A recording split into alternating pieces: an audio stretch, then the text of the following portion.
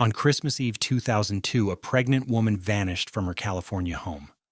4 months later, her body washed ashore, just miles from where her husband said he'd been fishing. This is the story of Laci Peterson. Laci Peterson was 27 years old and 8 months pregnant when she disappeared from her home in Modesto, California.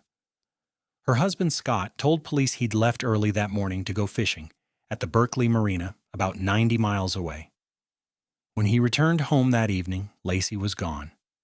Their dog was found wandering the neighborhood with its leash still on. The search for Laci became national news.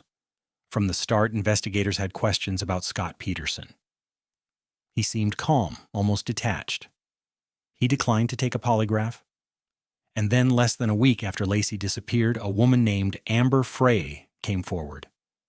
She revealed that she and Scott had been having an affair, and that he had told her he was a widower before Laci went missing. Frey agreed to cooperate with police. She recorded her phone calls with Scott.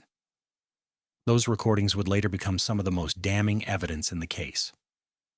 In April 2003, 4 months after Laci vanished, the remains of a baby boy washed ashore near Point Isabel in the San Francisco Bay.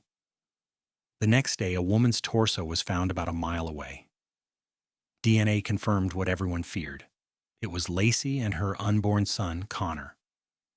The bodies were found just miles from where Scott Peterson claimed he had been fishing. Scott was arrested near the Mexican border.